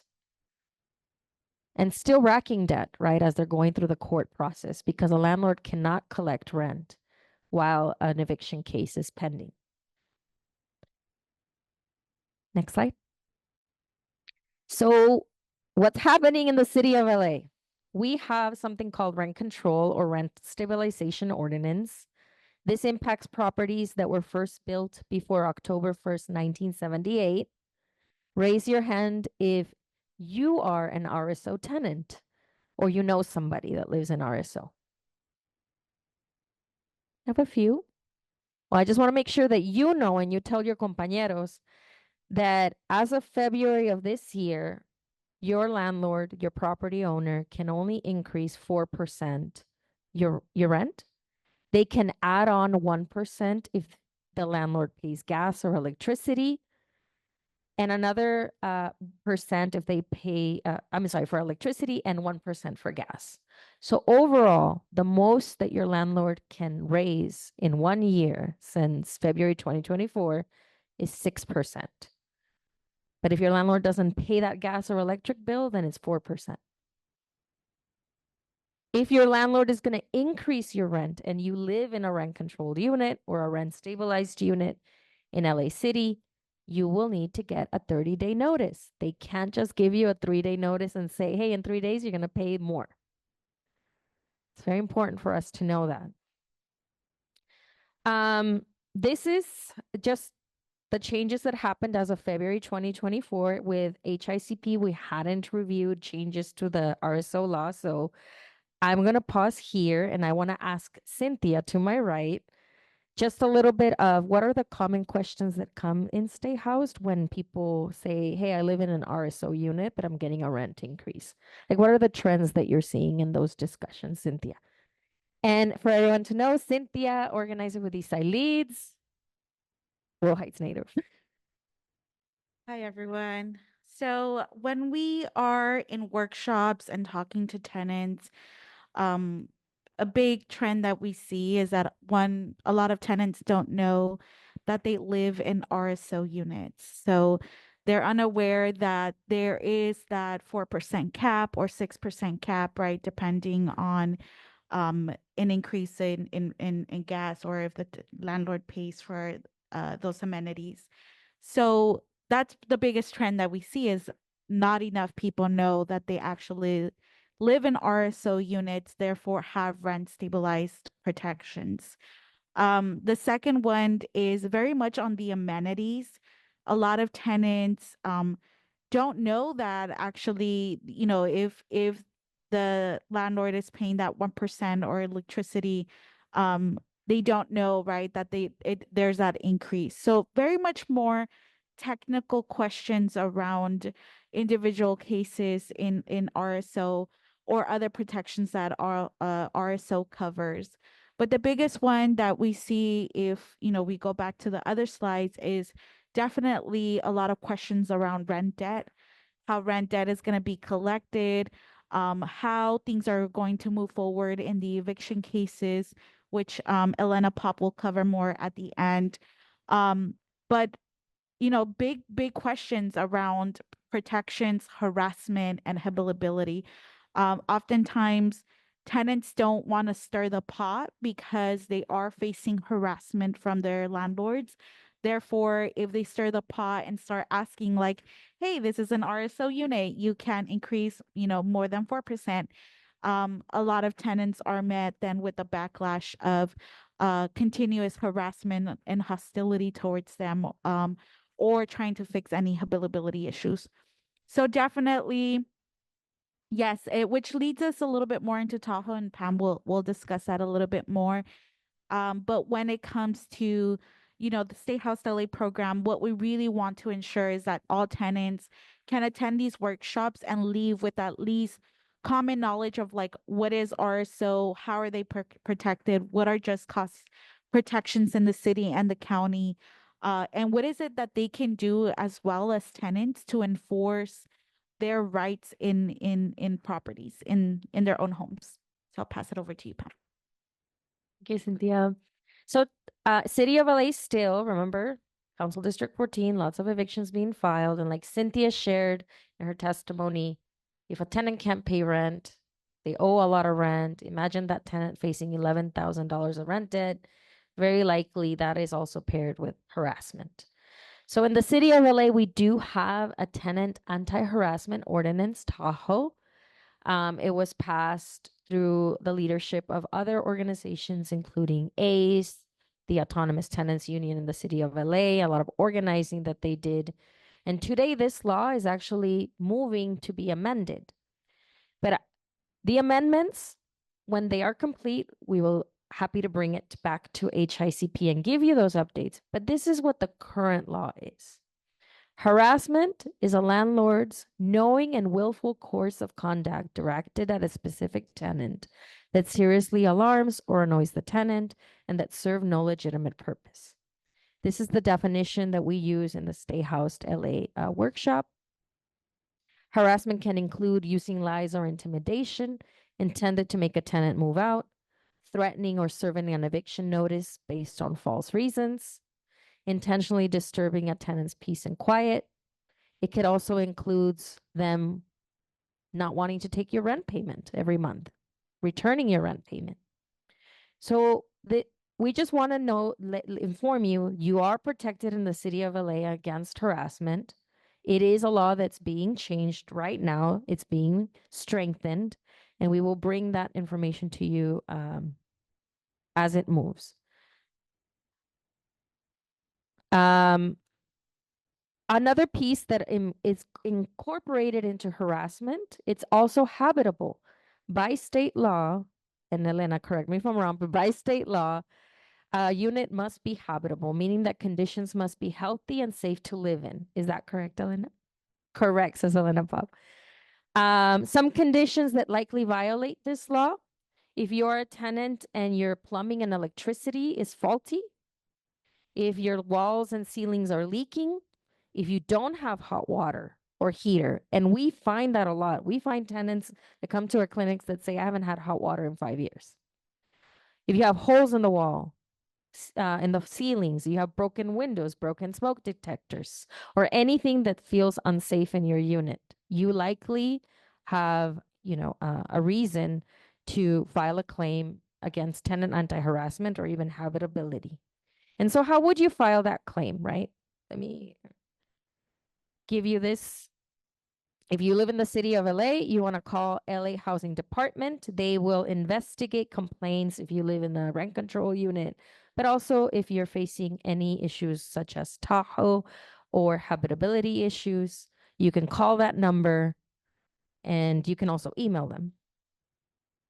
Next slide. Next slide. Okay, and in LA County, okay, we're about to wrap it up. Where this is just the lay of the ground because we're going to invite Elena Pop up here. In LA County, we also have rent control or rent stabilization. It impacts units built before February 1995. And this year, the law changed again. So rent in the county, unincorporated area of the county, is capped at 4% until the end of this year, December 31st, or January, until December 31st, 2024. But beginning in July, I get it changed. It's weird. It keeps changing. So it was 4% from January 2024 to July 1st of this year. And now it's 4.275%. Remember, again, just like in the city of LA, your landlord needs to give you 30 days written notice that your rent will increase. Just like the city of LA, I'm just going to skip it really quickly. You can go to the Department of Consumer and Business Affairs and file any violations. We also have protections against harassment in the county. Very similar. This is why I'm not going to go in depth. DCBA is the agency that you would complain to if you're facing any harassment. But now I want to transition us to solutions. So, wow, we're facing high rent increases. We know that the majority of our neighbors are tenants. What are we doing? What is Right to Counsel is one policy solution that Eastside Lead supports, that Stay House LA supports, that we know Supervisor Solis supports. And to tell you about what is Right to Counsel and how is it moving in the county and the city, I'm going to pass it to Cynthia. Cynthia, 5 minutes, and then we're going to invite Elena Pop, president and co-founder of the Eviction Defense Network. Hi, everyone. Thank you. So some may or may not know, Right to Counsel is a coalition, a nationwide coalition, and we've established one here in Los Angeles City and County. And Right to Counsel came in as enforcing and really wanting to succeed in ensuring that tenants have the capacity to have an attorney present with them when they are facing evictions. Quick question, who here has gone through an eviction process before? 1, 2 people. And you know that, when you may or may not know, but an eviction process is a very lengthy process. Oftentimes comes with a lot of paperwork that a lot of tenants don't understand, a lot of legal jargon, and tenants really need that support. And so this coalition was brought in with many different organizations, many tenant advocates, tenant leaders, to create this ordinance in the city and the county. And so I have really good news. In the county, we were able to recently pass the LA County ordinance for Right to Counsel. So super exciting. We were able to accomplish that. Yes, took 4 years. But this really would have not happened without the continuous support of just tenants advocating, tenant organizers, organizations, legal professionals, EDN, and just so many other amazing nonprofits and legal attorneys doing this work. And so what this means as of January 2025 in LA County, for unincorporated LA County, let me just be very clear, incorporated cities have to pass their own ordinances. So this does not include cities like Monterey Park, cities like Glendale, and other cities that are still incorporated cities. So as of January 2025, that is the goal, to ensure that tenants have an attorney that can be able to support them and help support them in the process when receiving an eviction.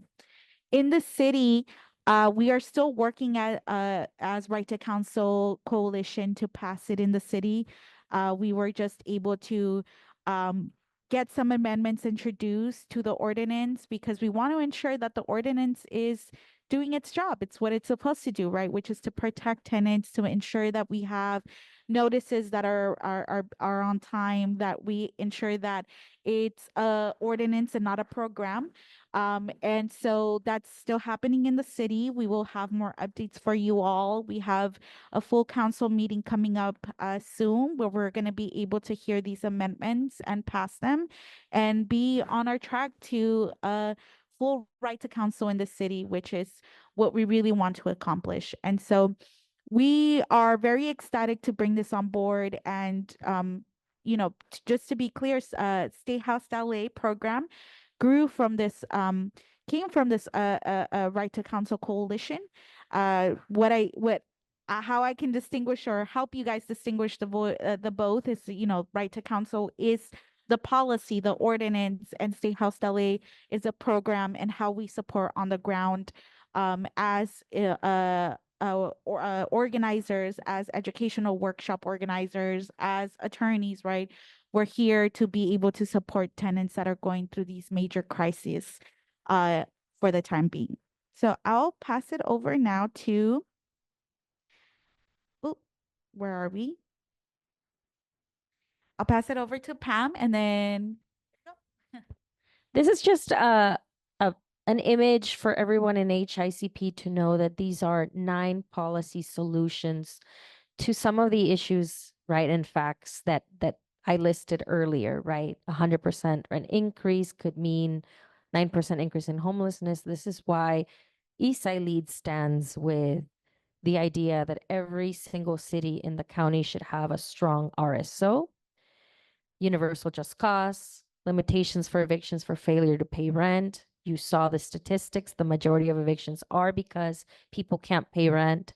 If you want to learn more about the status of these laws in your city, because remember, we are 88 cities plus unincorporated here in LA County, check out keeplahouse.org. Learn more about it. It's a cool little scene, and you can, inform yourself more and join any upcoming events that Keep LA Housed has. That really is it for this slide. I now want to introduce the Eviction Defense Network founder, Elena Pop, someone that I personally have learned so much about. And she taught me that in court, we're all pretty much as powerful as her. She is empowering tenants to self-represent themselves as well. Hi, Elena. Thank you for being here. So I know we're, that makes it go forward. Okay. So I know we are very far behind, so I'm going to shorten my presentation. But at first, I want to say a couple of things about the statistics that were put out earlier. So the 144,000 figure is eviction notices filed with the Los Angeles Housing Department. Of those, not every one of those notices turns into an actual lawsuit. Now, the courts don't separate out statistics based on city and county, but last year, 47,625 evictions were filed in LA County. And in order to serve that number of people, we need 500 some odd lawyers, and we have about 60. And so we're meeting less than 10% of the need. Now, that statistic seems horrible, except it's actually better than pre-pandemic. The number pre-pandemic was 49,000 and some. During the pandemic, we predicted a tsunami of evictions. It never came because we enacted policies that protected people from eviction. As those policies have waned, we got some permanent ones that have helped, but as they've waned, then the number of filings has gone up, but it hasn't yet hit the 49,000 figure from pre-pandemic. So lots of evictions, but not as many as before.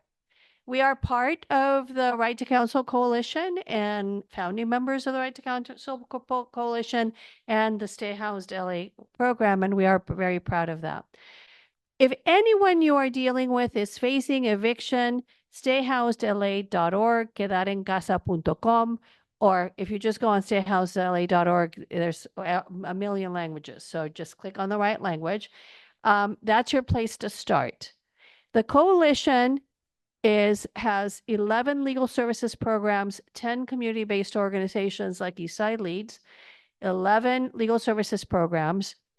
And I will tell you that we did not agree, Eden did not agree with this priority zip code thing, because what do you do with the other 428 zip codes, right? So we got permission from the coalition to work we work the entire county, but especially in a non-priority zip code. So 10 agencies are doing 62 zip codes, and we're doing everything else plus all their overflow. So how are we doing that? Well, we are the little engine that could. And we do it because we are teaching people how to represent themselves. We're teaching people actually how to prepare their cases for trial so that a lawyer can step in at the very last minute when the case is assigned to a judge. I had a vision that we could teach people to do trials, but I went to law school for 3 years and I didn't learn how to do a trial. How are we going to teach people how to do trials in the 2, 3, 4 months? Some of our students have picked juries and then we stepped in. Some of them have gone through the landlord's case and then we stepped in because no one was available to them. Until then, the judges are always saying, Miss Pop, your lawyers keep parachuting into our courtroom. Yes, they do, Your Honor. We come in as soon as we can get here. We're engaging, we're helping a lot of people. So we teach people how to represent themselves, allowing us to help hundreds of people per lawyer at the same time rather than dozens of people at the same time. This is the life of a case, and I'm going to skip going off over it. But basically, we start from intake. We teach people the law at webinars. We teach the process at webinars. We help them get confident at a support group on Friday night that is a trip. One morning it starts at 6 o'clock Friday night. One morning at 4 o'clock in the morning, I needed my whiteboard because it's my Zoom. And they were still on. And then I realized that they're often all on all night. They have been on when we come on at 8:30. I then passed an edict that they had to be off by 10, and then they've launched a revolution and tucked me out of it. So now they get to be on as long as they want. We help people with their case, and if they follow the process, then we eventually will represent them. We are starting a project with the Mayor's Fund where they are going to do the first part of using what's called the Tenant Power Toolkit. Who's familiar with the Tenant Power Toolkit? So not many of you. If you have a tenant facing eviction, you can go on this online resource called the Tenant Power Toolkit and get the answer done. You can just put them on a computer and let them do it themselves. But it makes a lot of errors, some of it human errors and some of them computing errors. So we need to get them into a lawyer within 10 days so that we can do an amended answer. And we are working on the Mayor's Fund with the Mayor's Fund to get people that they are helping into us. So then we can do this whole process with them. This is a shot from our website. If you look at where it says need legal help, it will walk you through our 18 steps to victory. And if people follow the 18 steps, frankly, all they have to do is get to step 10, and we're seeing a 98% success rate amongst people that make it to step 10.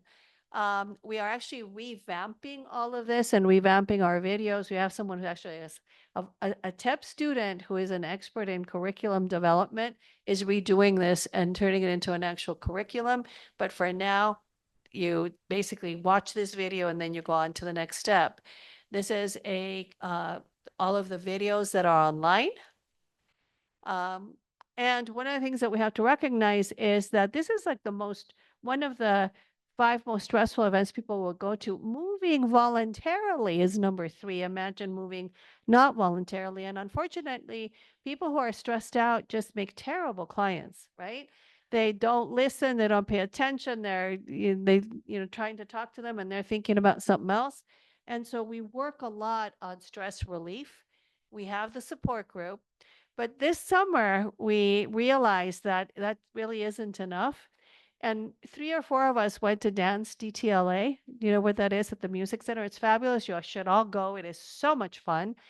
And we then invited the TEP students the next week. And by the last event, which was disco night, we had like 50 plus TEP students at Dance DTLA. And what I found was that they are way more empowered having socialized with each other. We also encourage volunteerism. The photo on the right, it was on Labor Day. All of those people came in to learn how to help people review notebooks. The young man that's sitting at the top of the picture, 17-year-old Sean Kim, who will someday be a Supreme Court justice, worked with us all summer. These are just some of the notebooks that he helped put together. And the women on the right, basically one day a lawyer in the court started yelling at me because I started talking to the woman all the way on the far right. You can't do this. You're soliciting business. We're doing outreach counsel. You're violating the code of ethics, just at the top of his lungs. I see this. We encourage our students to wear orange so we can identify them. Orange is our color. I didn't pick it. But they, I didn't pick it, but I've embraced it. They came and circled me to keep him from yelling at me. And two weeks later, they told me that they had decided to form a group. They are called Las Chicas Poderosas de EDN. And the Las Chicas Poderosas is the Powerpuff Girls. So they have been doing court support. They bring food to the office. They organize all the DTLA events. And then this is other people doing court support for TEP students. And sometimes they do court support when a lawyer's not available. We supervise folks on text. So like I've been answering texts of people who are in court alone. This is the DTLA disco night. And I just want to make sure everybody knows que cuando luchamos, ganamos. I'm gonna thank you. I'm gonna invite two of our TEP students up. We have a program that we have this huge. Come on up, Melody. We have a huge shortage of lawyers, and so we came up with this idea that TEP students could become lawyers. And so Melody and Enrique are part of our TEP Tenant Empowerment Program to TAP Tenant Advocacy Pipeline Program.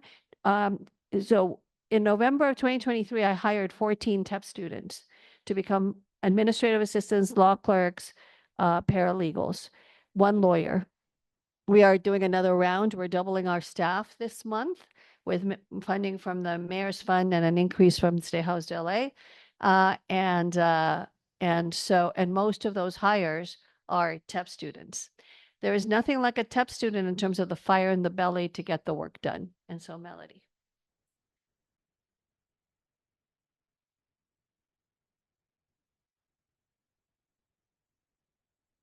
Hello, everyone. My name is Melody Eddy, and I am a proud graduate of the TEP program. I ended up in my unlawful detainer action due to post-relationship abuse. I am a survivor of domestic violence. The program empowered me to speak up for myself, to learn how to defend myself, and successfully have my unlawful detainer action dismissed.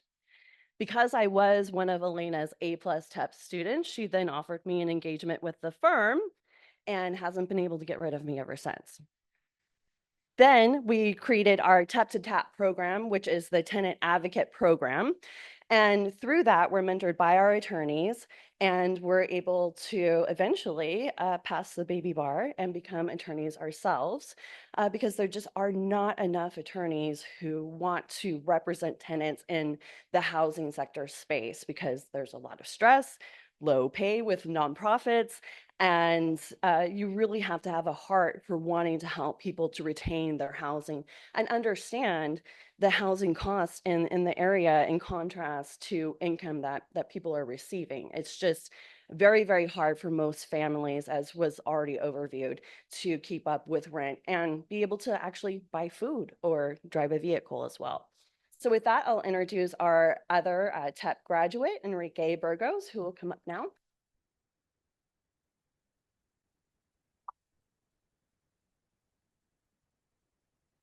Thank you. Thank you. Hi, my name is Enrique Burgos. I'm a law clerk with EDN. Also came through EDN through my own eviction. I followed the tenant empowerment program. I studied in the webinars. I listened, learned counseling, and I learned to defend myself in my own eviction case. I was so well prepared in court that the commissioner at that time, was now a judge, kept calling me counsel. She thought I was an attorney. Thank you. And I was really grateful for the training that I received through EDN, through my journey being in court and seeing that there's not enough attorneys defending the tenants. We have monolingual people of all different abilities, different digital divide issues, and just normal people that speak English don't understand what's going on in court. They needed the support. So I joined the fight. I won my case with the help of EDN and their brilliant attorneys, and I joined the team. I love what we do. We're closing the justice gap. We are now in LA County in many courts. There's families that come to court that are anxious, scared, don't have any support, and EDN's there supporting and giving them a full legal team for free. And we are keeping people housed, and we are closing the justice gap. I think that this model, I know that this model that we have and empowering students to defend themselves, as we get more attorneys on board, we can turn the tide and close the justice gap, make sure that everybody that comes to court in an eviction or unlawful detainer case has a right to counsel and has a fair fight in saving their home for their families and their pets. So I'm just really happy and proud of what we're doing. Elena Pop and the staff at EDN work tirelessly. We do have some employees that worked over 300 hours last month. I don't know when they slept, but this is a fight that we're winning. And when we fight, we win. Again, if you know anybody that's going through an eviction, please send them to EDN, and we don't turn people away. We will help them defend their house. Thank you.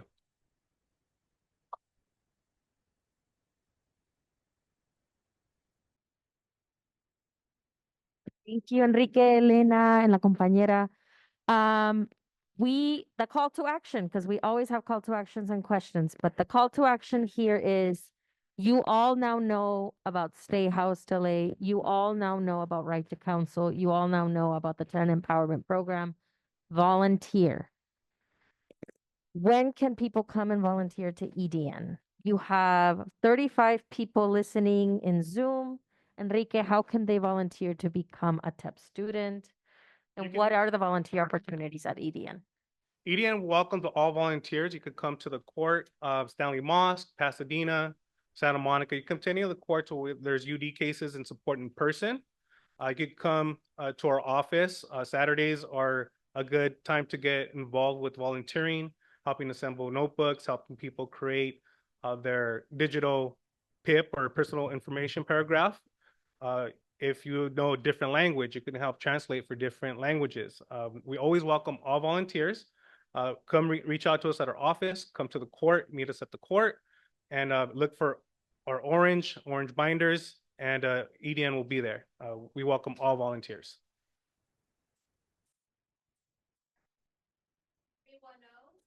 If you want to volunteer, send a text to 310-704-8785 with just, I want to volunteer.